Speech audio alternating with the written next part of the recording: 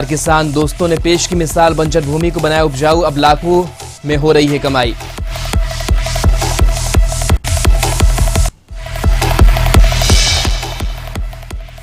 नमस्कार, अमर झारखंड में आपका स्वागत है। मैं राहुल ओझा आपके साथ। रांची के कागे रोड स्थित मुख्यमंत्री आवासीय कार्यालय में मुख्यमंत्री हेमंत सोरेन से झारखंड राज्य ग्रामीण बैंक के अध्यक्ष सुनील विनायक झोड़े और पीयूष भट्ट ने मुलाकात की। मुख्यमंत्री हेमंत सोरेन को सुनील विनायक झोड़े और पीयूष भट्ट ने मुख्यमंत्री राहत कोष के लिए 36.39 लाख रुपए की राशि का चेक सौंपा। सुनील विनायक झोड़े और पीयूष भट्ट ने संयुक्त रूप से राज्य सरकार के जरिए वैश्विक महामारी कोरोना संक्रमण की दूसरी लहर से बचाव और तीसरी लहर की आशंका की तैयारियों में मुख्यमंत्री की दृढ़ इच्छा शक्ति और सक्रियता की प्रशंसा की। उन्होंने कहा कि राज्य सरकार ने कोरोना संक्रमण की दूसरी लहर में आई चुनौतियों पर बेहतर कार्य करते हुए राज्य को संकट से उबारने का काम किया है।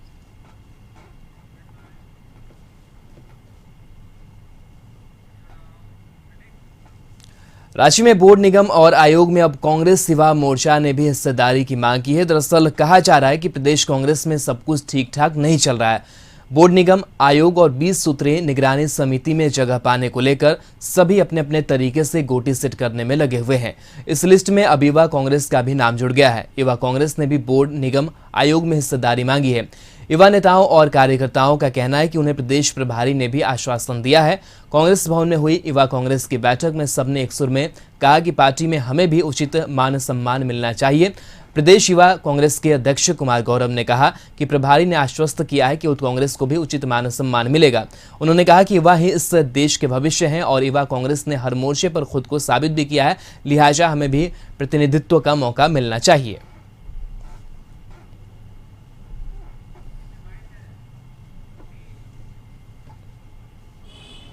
के हिसाब से जो भी जितना भी अधिकार युवा कांग्रेस का उसमें बनता है, उस अधिकार के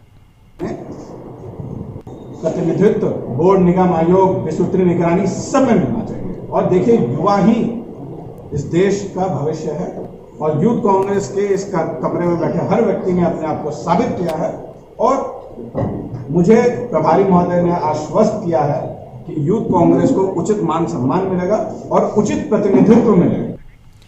झारखंड प्रदेश कांग्रेस कमेटी के प्रवक्ता आलोक कुमार दुबे ने कहा कि झारखंड को पर्याप्त संख्या में कोविड-19 वैक्सीन नहीं मिल पाने के कारण रांची समेत राज्य के अधिकांश जिलों में पिछले 4-5 दिनों से वैक्सीनेशन का काम लगभग ठप है। वहीं दुनिया भर के विशेषज्ञ अगले 3-4 दिनों में भारत में कोरोना संक्रमण की तीसरी लहर आने की चेतावनी दे रहे हैं, परंतु लोगों की जान जोखिम में डालने वाले बीजेपी नेता सिर्फ जुमलेबाजी और फोन टेपिंग के काम में जुटे हुए हैं। झारखंड में वैक्सीन नहीं है। वैक्सीनेशन सेंटर बंद हो रहे हैं, बंद हो चुके हैं। अगर आप देखें तो दूसरे डोज लेने वाले प्रतिदिन 5 से 7 हजार लोग बढ़ते जा रहे हैं। अगर 1-2 दिनों के अंदर में वैक्सीन आते भी हैं तो उनकी संख्या इतनी कम होती है कि दूसरे डोज के लोगों को भी वो पूर्ति नहीं हो पाती। फर्स्ट डोज लेने वालों की लाइनें लगी हुई हैं। दुनिया के जो स्वास्थ्य विशेषज्ञ हैं वो क्या कह रहे हैं कि 3-4 दिनों के अंदर में भारत में थर्ड वेव आने वाला है। अब आप बताइए, इस थर्ड वेव में आने की स्थिति में कहाँ खड़े हैं हम? वैक्सीन नहीं हमारे पास, दुनिया के हाथ फैला रहे वैक्सीन दो, वैक्सीन दो। देश के राष्ट्रपति रामनाथ कोविंद, झारखंड के राज्यपाल रमेश बैस ने राष्ट्रपति भवन में शिष्टाचार भेंट की है। तो आपको बता दें कि राष्ट्रपति रामनाथ कोविंद और साथ ही झारखंड के जो नए राज्यपाल हैं रमेश बैस, इन दोनों की शिष्टाचार मुलाकात हुई है।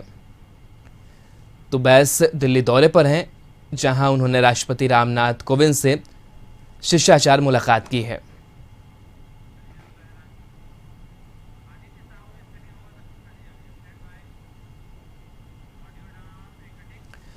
बीजेपी नेता आदित्य साहू ने कांग्रेस पर जमकर निशाना साधा। पेट्रोल की बढ़ती कीमतों के खिलाफ कांग्रेस के प्रदर्शन को नौटंकी बताते हुए आदित्य साहू ने कहा कि कांग्रेस पार्टी को प्रदर्शन करने से पहले चिंतन करना चाहिए, सिर्फ लोगों को बेवकूफ बना रही है। यही कांग्रेस का असली चरित्र है। कोरोना काल में पीएम ने देश की जनता की चिंता करते हुए पूरे देश में टीकाकरण निःशुल्क किया। कांग्रेस पार्टी के विधायकों का एक पैर यहां तो दूसरा पैर दिल्ली में है। पहले अपने घर को संभाले, तब जाकर जनता की चिंता करें।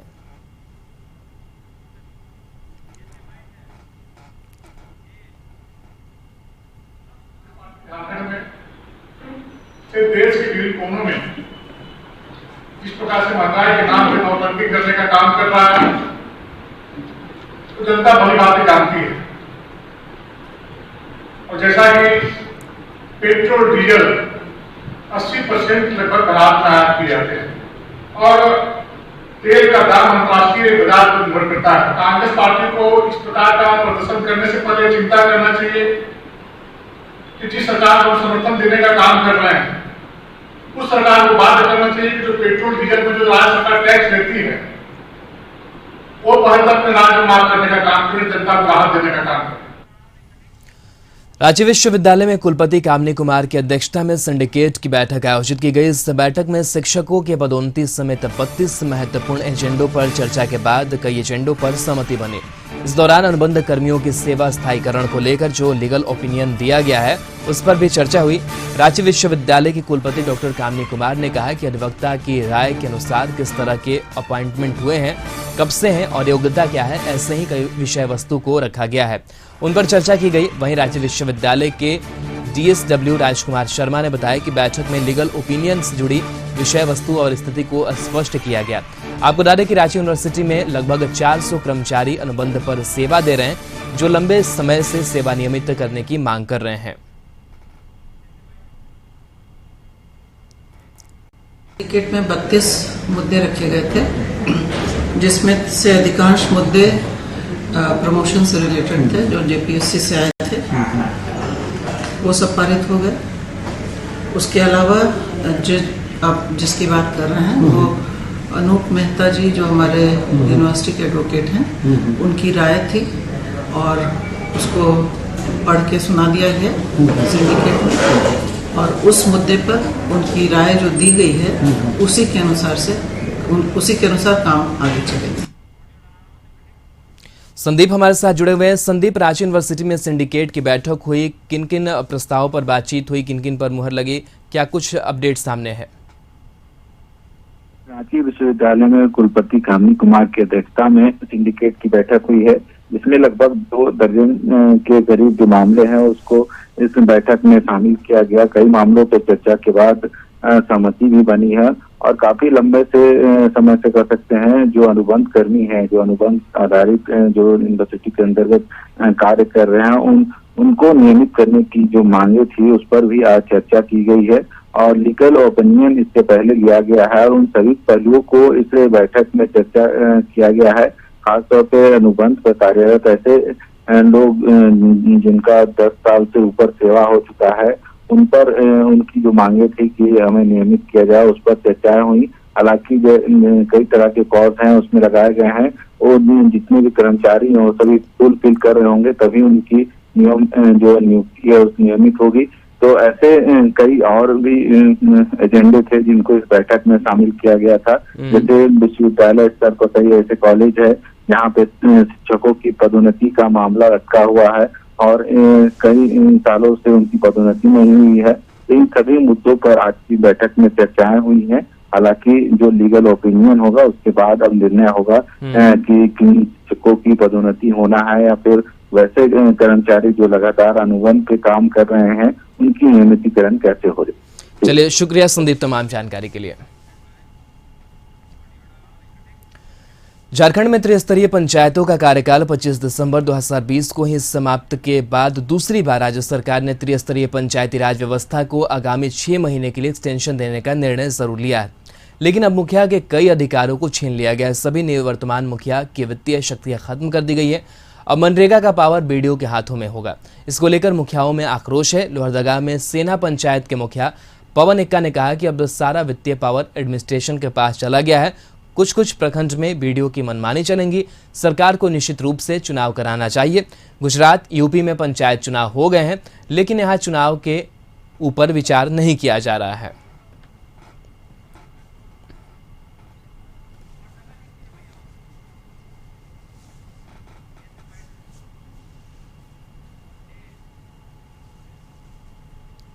पे सारा डेवलपमेंट आ गया और इससे पहले मुखिया के पास जब वित्तीय पावर था तो डेवलपमेंट उनके मुखिया के हाथ में था।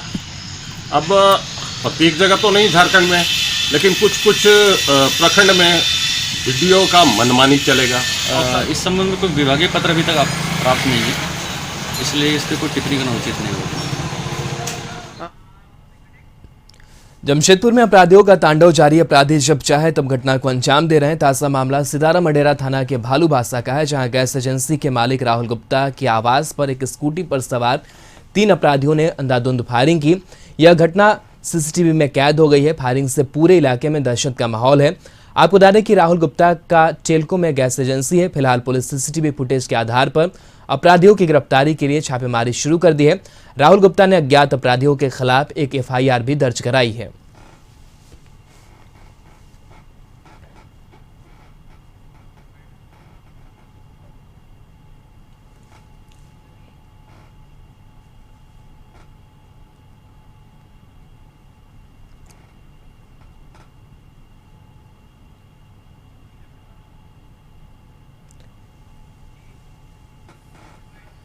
मुझे एक व्यक्ति ने फ़ोन किए थे, उनके घर के सामने जो खड़ी स्कॉर्पियो में किसी अनजान लोगों के द्वारा जो है गोली फायर करने का उन्हें बताया गया था। हाईकोर्ट के आदेश पर रांची के हिनू इलाके में नदी किनारे अतिक्रमण पर प्रशासन ने बुलडोजर चलाया है। सीओ ने बताया कि 2 महीने पहले ही चिन्हित 71 लोगों को नोटिस दे दिया गया था। पुलिस फोर्स को देख स्थानीय लोगों ने विरोध किया, लेकिन सीओ और अमीन ने लोगों को नापी कर समझाया कि जो घर नदी किनारे अतिक्रमण कर बनाए गए हैं उसे ही तोड़ा जाएगा, जिसके बाद लोग शांत हुए। तोड़े गए घर के परिजनों से बातचीत करने पर मालूम चला कि बिना रजिस्ट्री के ही दलालों ने जमीन बेची थी।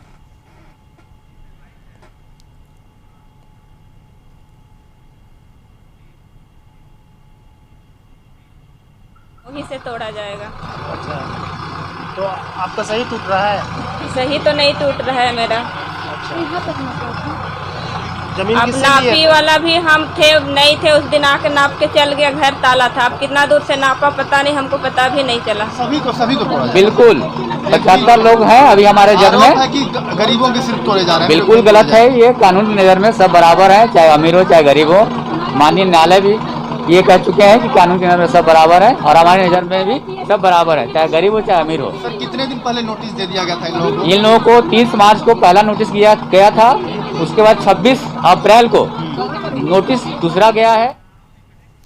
रुके हैं एक ब्रेक के लिए, जल्द हाजिर होते हैं। स्वागत बढ़ता है कि रांची में लोगों से पुलिस की कनेक्टिविटी ज्यादा से ज्यादा हो, इसे लेकर रांची एसएसपी ने एक अहम पहल की। बिटबुक की लॉन्चिंग के साथ साथ निवारणपुर और लोअर चुटिया इलाके में पुलिस सहायता केंद्र का उद्घाटन किया गया।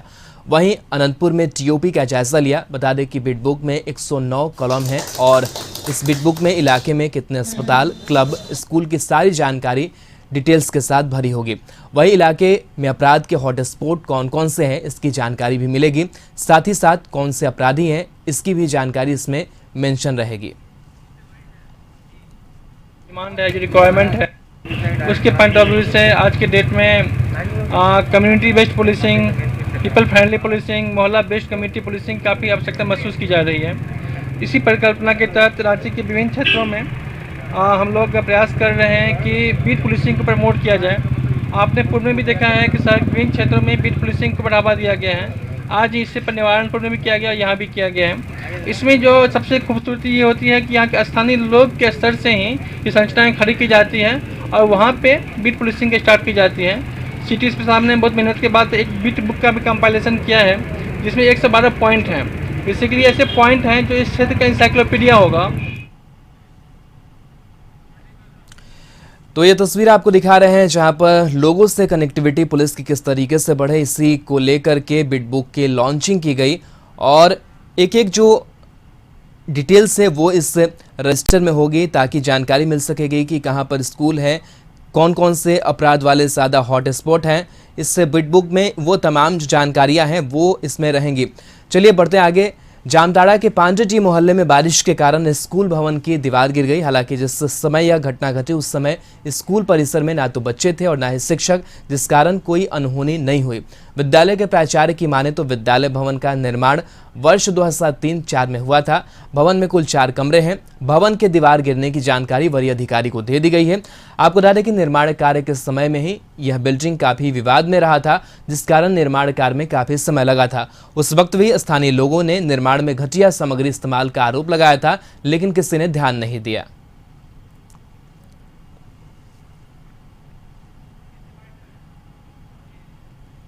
2003-4 का निर्माण इसका किया हुआ और उस समय हमसे पहले जो पूर्व के प्रधानाध्यापक थे, क्योंकि मेरे आने के पहले का बना हुआ है, तो वही इसके बारे में ज़्यादा बता सकते हैं। रिपोर्ट के आधार पे हम इसको बता सकते हैं कि 2003-4 में संभवतः बना हुआ है और अचानक ये जगह से बहुत बड़ी खतरा होने की संभावना है। पलामू के सतबरवा प्रखंड कार्यालय में पदस्थापित रीवा रातू पंचायत के रोजगार सेवक जपदीप कुचूर को घूस की रकम के साथ एसीबी टीम ने रंगे हाथ धर दबोचा। आरोपी के पास से 5,000 रुपए घूस की रकम भी बरामद की गई है। गिरफ्तार रोजगार सेवक कूप निर्माण में बकाया राशि के निकासी के लिए घूस की रकम ले रहा था, तभी एसीबी की टीम ने उसे रंगे हाथ धर दबोचा।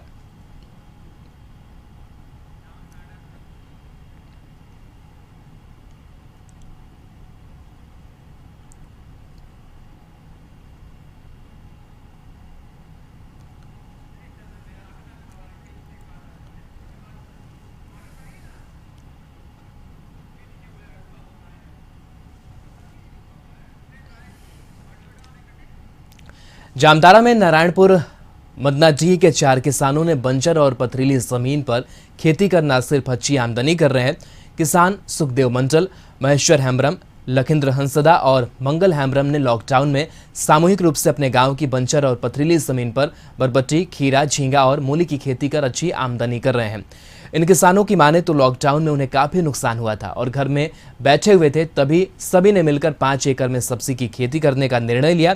कृषि विभाग के सहयोग से वैज्ञानिक तकनीक से इन लोगों ने खेती की, जिससे इन्हें अच्छी आमदनी हो रही है।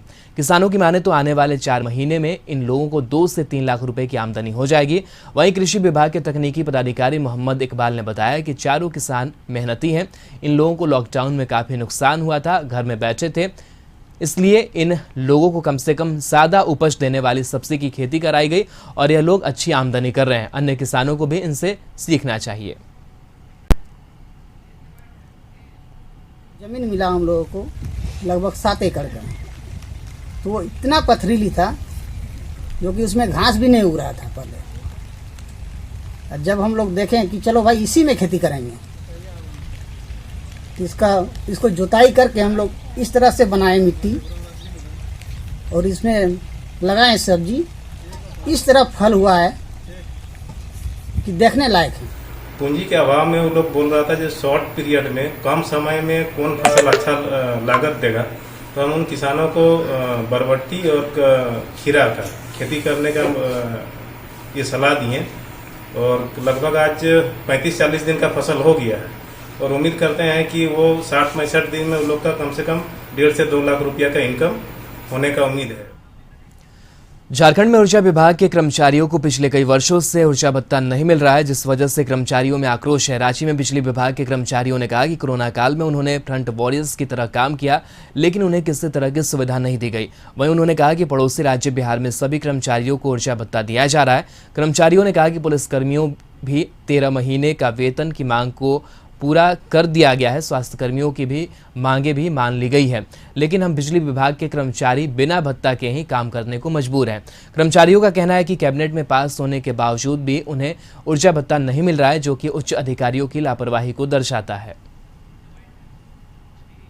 मिशन मैपिंग का कंसेप्ट लाया, सबका नाम बदला, लेकिन उसका नतीजा क्या हुआ? 2018 में बोर्ड मीटिंग से पारित होकर के अधिसूचना जारी हो गई, लेकिन उसका फायदा कुछ गिने चुने लोगों को मिला जो मैनेजमेंट के नज़र में हैं या फिर उनके नज़दीकी होंगे, हम सीधा ये बात कह सकते हैं। जबकि ये पूरे कर्मचारियों पर लागू होता था। 18/8/2018 को अधिसूचना जारी हुआ है। बेल्ट है, जैसे मांडर हो गया, उसके अलावा इटकी वगैरह हो गया, चाहे और भी मेरा एरिया बुंडो और एरिया तमाड़ एरिया हो गया, तो वहाँ पर भी एग्रीकल्चर फील्ड बनाए गए हैं और वो सभी काम लगभग अंतिम चरण में है और जिनके द्वारा भी एग्रीकल्चर कनेक्शन के लिए अप्लाई किया गया है, उन सभी लोगों को एग्रीकल्चर का कनेक्शन दे दिया चुका है ताकि उन लोगों को इसका लाभ मिल सके। झारखंड में एक बार फिर मानसून सक्रिय हुआ है। एक तरफ जहां किसानों के चेहरे पर मुस्कान लौटी है, तो दूसरी तरफ डीजल की कीमत बढ़ने से ट्रैक्टर की जुताई 1.5 गुना बढ़ गया है। किसान बताते हैं कि पहले 1 से 1.5 एकड़ जमीन की जुताई में मात्र 700 लगता था, लेकिन अब किसानों को 1200 रुपए देने पड़ रहे हैं, जिससे किसान काफी परेशान हैं। अन्नदाता यह नहीं समझ पा रहे हैं कि आखिर महंगाई कहां तक जाएगी। महंगाई ने अन्नदाताओं के साथ आम लोगों की कमर तोड़ दी है।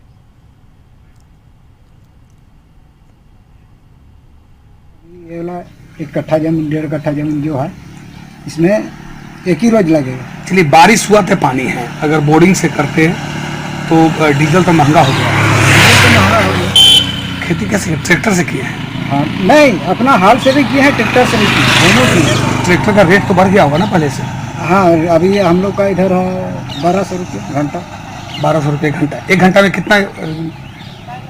1 घंटा में आपका कितना है? इतना बड़ा आपका 3 ठो कर देगा 1 घंटा में, इतना बड़ा।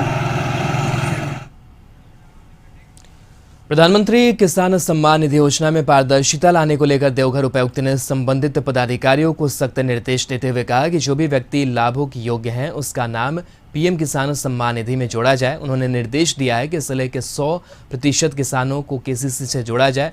अधिकारी ने बताया कि किसान सम्मान निधि योजना में काफ़ी गड़बड़ी की शिकायत मिल रही थी, उसके बाद इसके सत्यापन का निर्देश दिया गया है।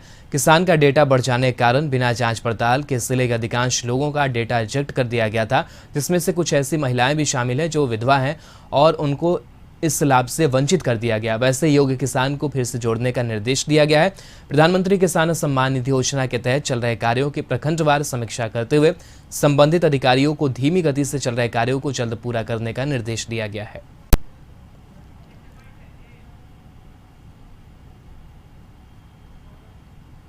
निर्देश के अनुसार हम लोग जो पीएम किसान के जितने भी होल्डर्स लाभुक है उन सभी लोगों को केसीसी से लिंक कर रहे हैं। तो लगभग देवघर जिला में 65,000 लोग ऐसे किसान हैं जो पीएम किसान लाभुक भी हैं, लेकिन उनको केसीसी पे अभी तक लिंक नहीं हुआ। तो अभी कल ही हम सारे प्रखंड विकास पदाधिकारी और कृषि विभाग के सभी बीटीएम, एटीएम और कृषि मित्र उन सभी लोगों से बैठक किए हैं और उनको निर्देश दिया गया है।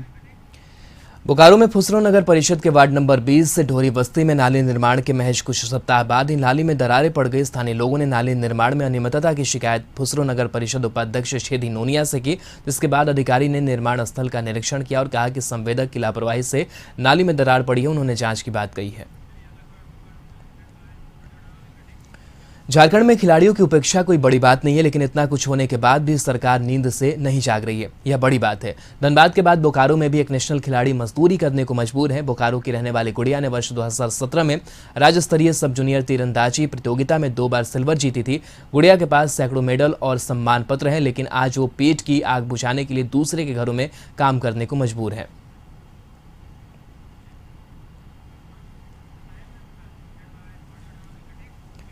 साहिबगंज में Jharkhand local bodies employees federation ने 2 सूत्री मांग को लेकर सरकार के खिलाफ मोर्चा खोल दिया है। फेडरेशन के लोगों ने स्थानीय कांग्रेस कार्यालय का घेराव भी किया। फेडरेशन के प्रदेश महामंत्री अनूप हरी ने कहा कि चुनाव के समय में हेमंत सोरेन ने वादा किया था कि दैनिक मजदूरों को स्थायीकरण किया जाएगा, साथ ही वेतन मद में भी बढ़ोतरी की जाएगी, लेकिन इसके उलट पूर्व से जो उन्हें सरकार से अनुदान मिलते आ रहा था उसमें भी कटौती की जा रही है।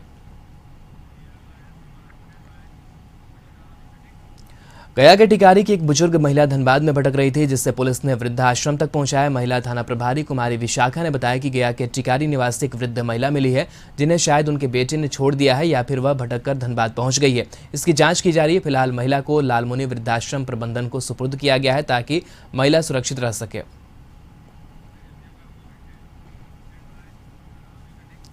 देवघर में बाहर से आने वाले श्रद्धालुओं का तांता लगा है। कोरोना की आने वाली तीसरी लहर की आशंका को देखते हुए देवघर जिला का स्वास्थ्य विभाग अलर्ट पर है। बिहार झारखंड के कई जिलों से आने वाले श्रद्धालुओं का कोविड-19 टेस्ट किया जा रहा है।